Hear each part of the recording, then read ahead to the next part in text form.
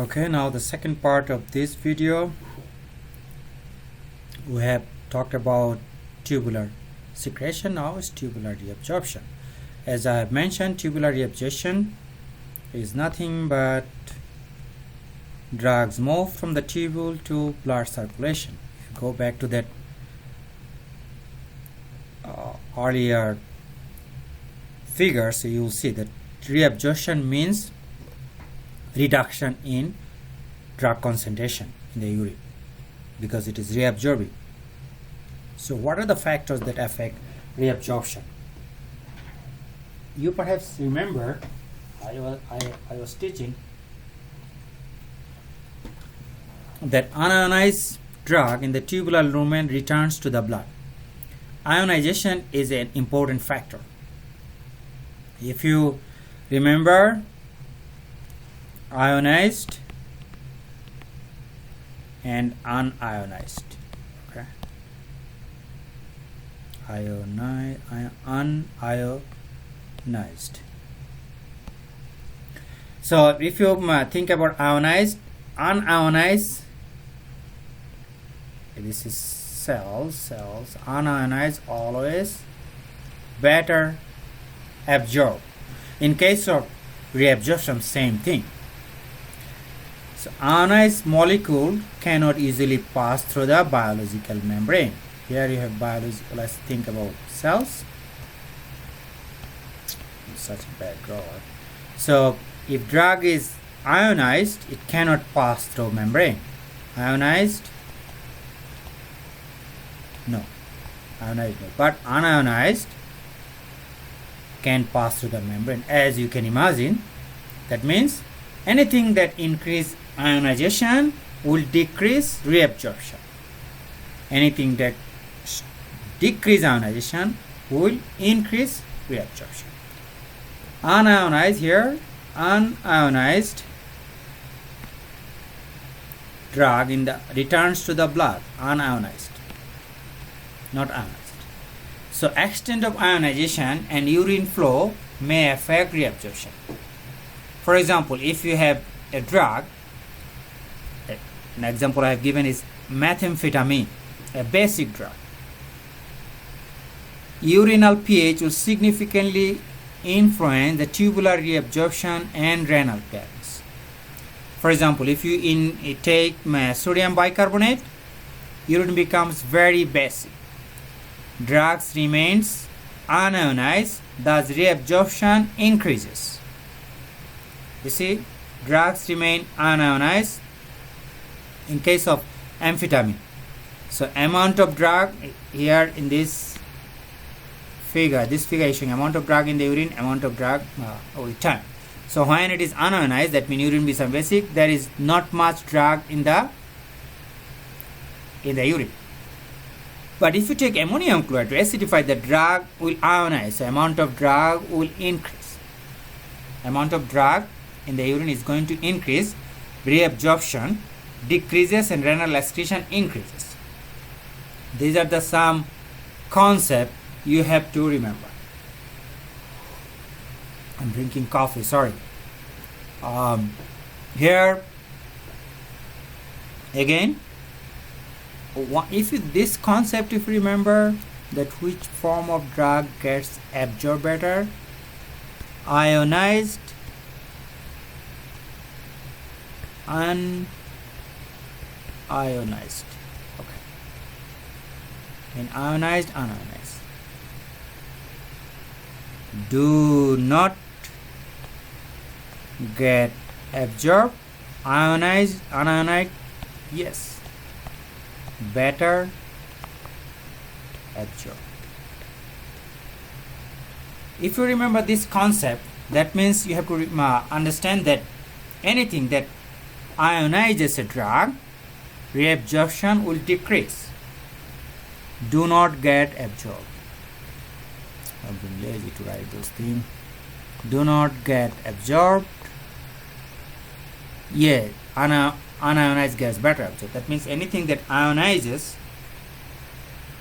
the drug will decrease reabsorption. Anything that reduces ionization will increase absorption. So here to understand this concept again, let's remember that another concept what I taught in, I think maybe Dr. Zinglilu has taught, that acidic drug ionization will increase when acidic drug ionization increases in case of basic solution. Basic drugs ionization in case of acidic solution. So for this reason, methamphetamine is a basic drug. Methamphetamine is a basic drug. When you increase the basicity of the urine, the amount of the drug in the urine is going to decrease because it is going to increase the reabsorption. But in case of when you acidify the urine, amount of the drug in the urine is going to increase because it is going to increase reabsorption. This is what this figure is showing. Always you have to remember this, our drug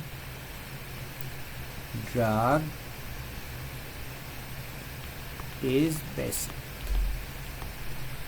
So when drug is basic pH, it will decrease reabsorption.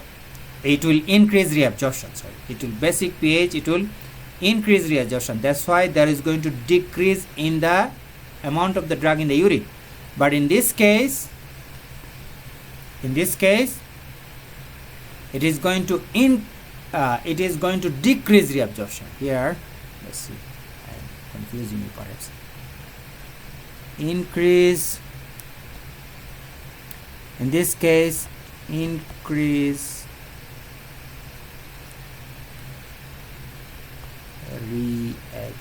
reabsorption. Here, decrease reabsorption.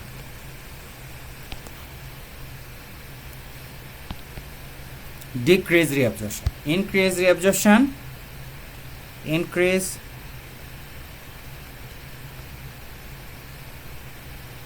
reabsorption. A decrease. So when it increases reabsorption, amount of drug in the urine is going to decrease. When it decreases reabsorption, amount of the drug in the urine is going to increase. This concept to remember. And then finally, another issue is like similar to the secretion one. When CLR is greater than excretion by filtration, smaller than, then there will be reabsorption involved. As I have mentioned many times, when total clearance this is smaller than clearance by filtration, that means reabsorption has been involved. One of the example is this one. Here the same example we are using. 59 milliliter, and then CLR is this, and the free fraction is 0.9. So now you have to calculate using this equation. Fu is this, and GFR is 100. So it is 90 milliliter per minute is CLR by filtration. Here total CLR we are saying this is 59, which is bigger. This is bigger. That means,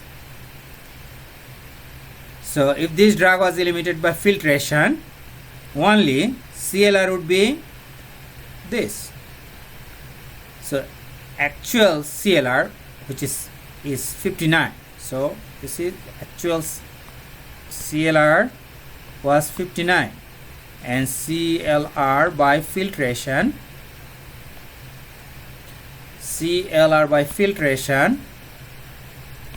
is 90 milliliter.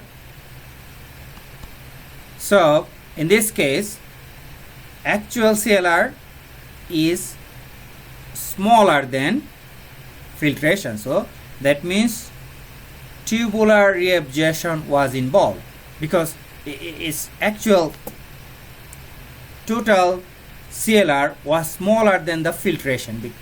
That means drug was filtered, lot of drug was filtered, that means 90 milliliter per minute drug was filtered, but some went back. So for this reason, total was reduced. Now, estimation of CLR in patients with reduced renal function. So these two calculation you have to remember. These two calculation, one of this one, and then this one. So you may be asked to calculate.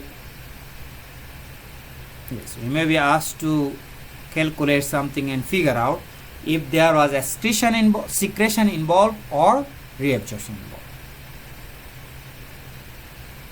Now, estimation of CLR in patients with reduced renal function.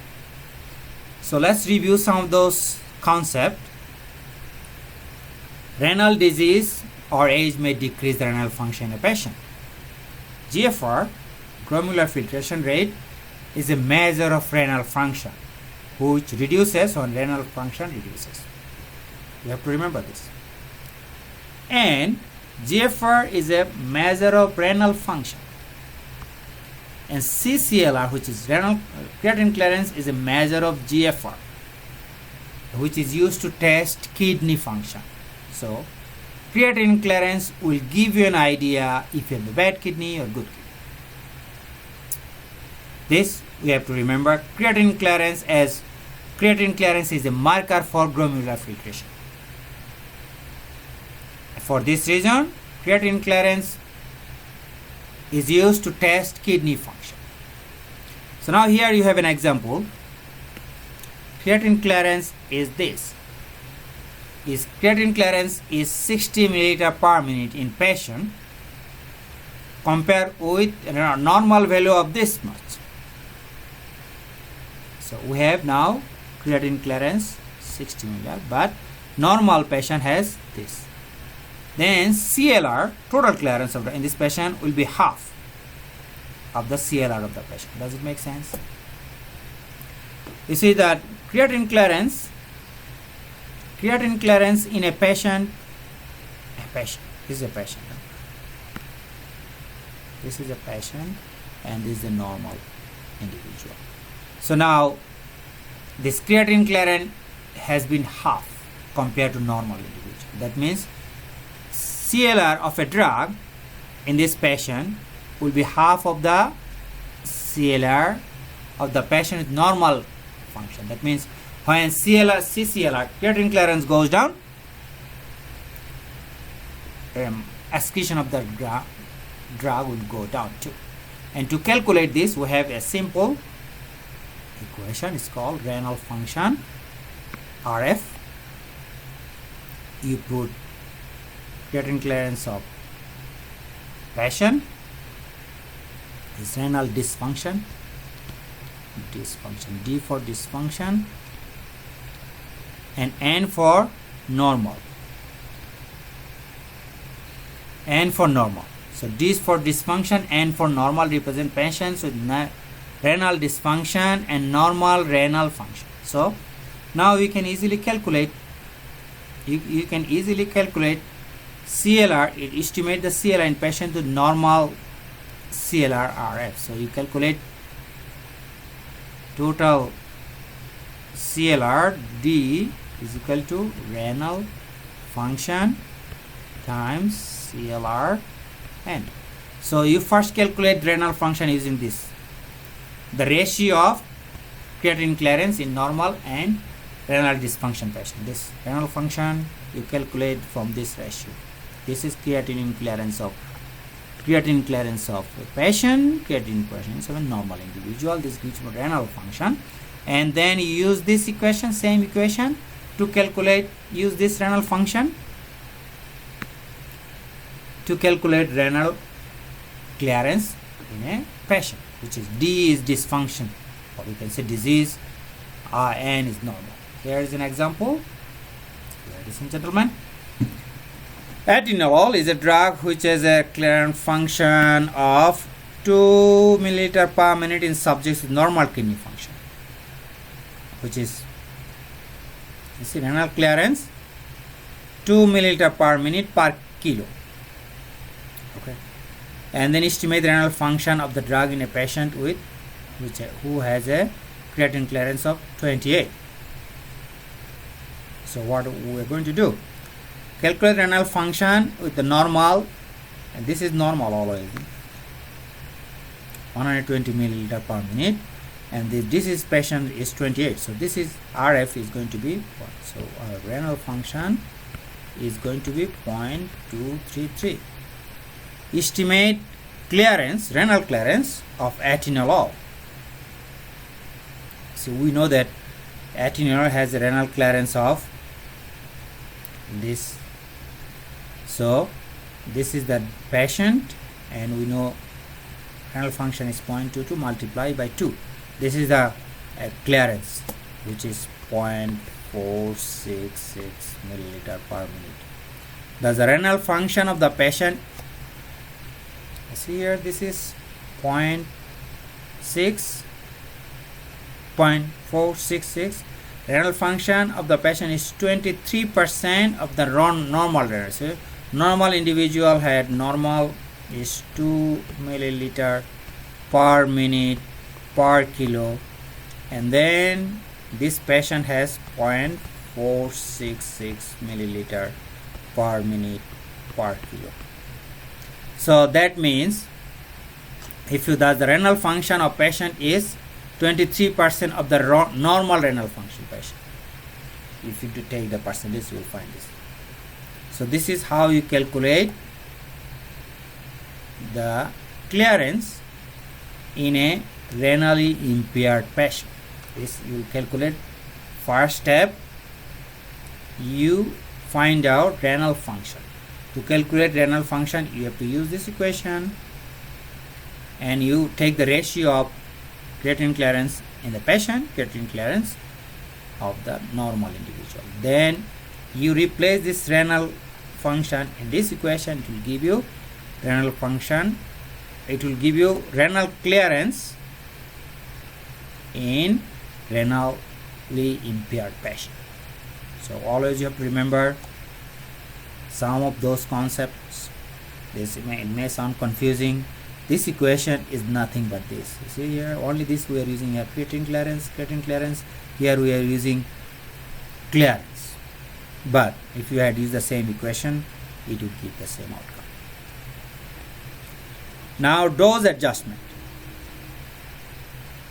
What is going to happen if you have a patient who has a bad kidney? So renal would be lower in patient with normal renal function. Okay, so we have learned this. That means reduced renal clearance will reduce total clearance, and we have learned this thing over and over. So first thing, steps to adjust dosing in renally dysfunction patients. First thing, you determine the renal function. Determine the renal function in a patient related to normal individual. This is what you have to do, what you've done before. Estimate the renal clearance of the drug using the renal function. There are two steps, several steps. Then estimate the total clearance in the patient.